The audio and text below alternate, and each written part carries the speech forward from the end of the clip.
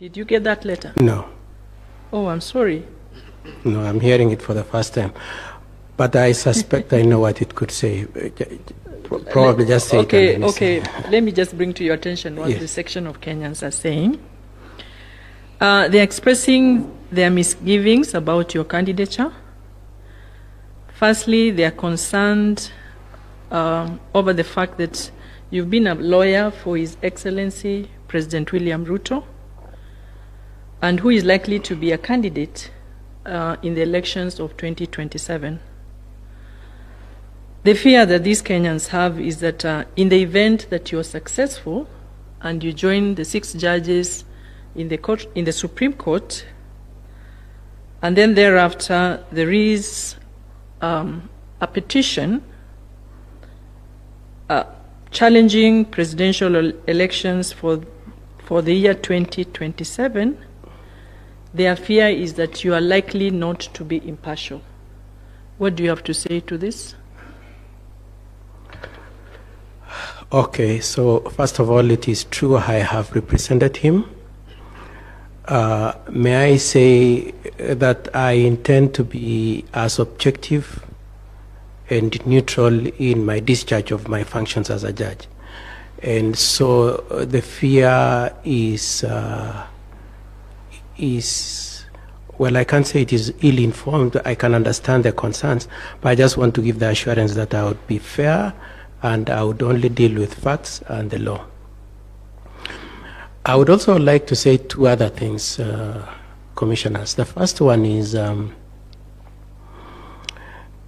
I am aware that that concern has been, and that's why I was saying I have suspicions that of what the letter is, and I must complain that you didn't share the letter with me so that I would have a more structured answer to the question. But let me just answer to this effect.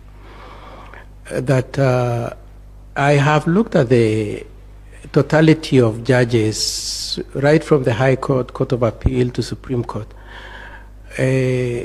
Looking at the totality of them, you would almost say about 50% of them were lawyers. And so for me to be told that you have a disadvantage because you represented a particular individual would be a borderline case of discrimination, because I would be being treated differently just because of the type of the client I represented, when in fact every other person who escalated to the status of a judge who was an advocate is not being subjected to the same disadvantage. And so, commissioners, with a lot of humility, I would pray that first of all, you look at me for what I stand for, integrity, fairness, and justice, and that I will apply the law fairly and objectively.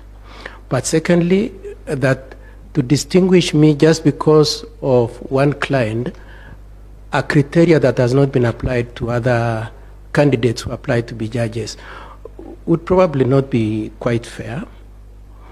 And lastly is that there are measures, if anybody is concerned about my sitting in the bench and as justifiable cause, there are provisions for how that can be handled, including recusal, and I'm aware that some presidential petitions have been done with less than the totality of the 7 Supreme Court judges. And the Supreme Court's workload is not focused or limited to only presidential petition. There are other work assignments that the Supreme Court has. And so if it were to be such a significant and weighty concern, I would say there is that option also for recusal. For all those reasons, commissioners, I pray that that should not be used to my disadvantage in this interview. I am glad to answer any specific issues that arise around that issue. All right. I think we hear what you are saying. Yes. But you know, when it comes to the dispensation of justice, it is not important. It's not only important for justice to be done, but justice must also be seen to be done. And given the fact of the office in question, the stakes are extremely very high. And when you tell us, for instance, that there is that possibility that you can recuse yourself, and given that the number is only 7, and you know there are many things that happen in life, people fall sick, etc., etc. So if now we are saying we are going to take you, and then you've given us that undertaking that in the event that there is an objection to your hearing an election petition, presidential election petition, there is that possibility that you can recuse yourself. So what does that mean? That then, do we really even need to hire a 7th judge for the court?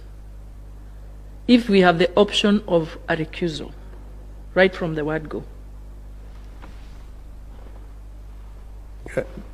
Can I proceed? Pardon? I can answer now. Yes, please. Okay.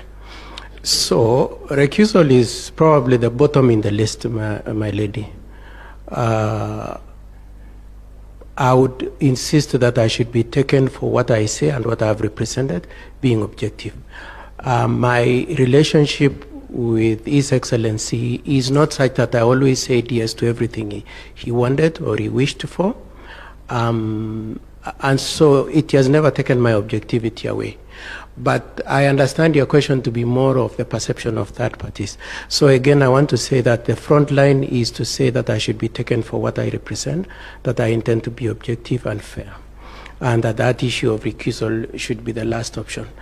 And even as I'm being put to task to answer that, I also want to insist that please take on board also the unfairness of the question and the unfairness of the concern just because of the person that I represented, a criteria that is not applied to other candidates. All right. We just thought that it was important to bring to your attention what a section of the Kenyans are saying about your candidature. I understand. And you've given us your responses.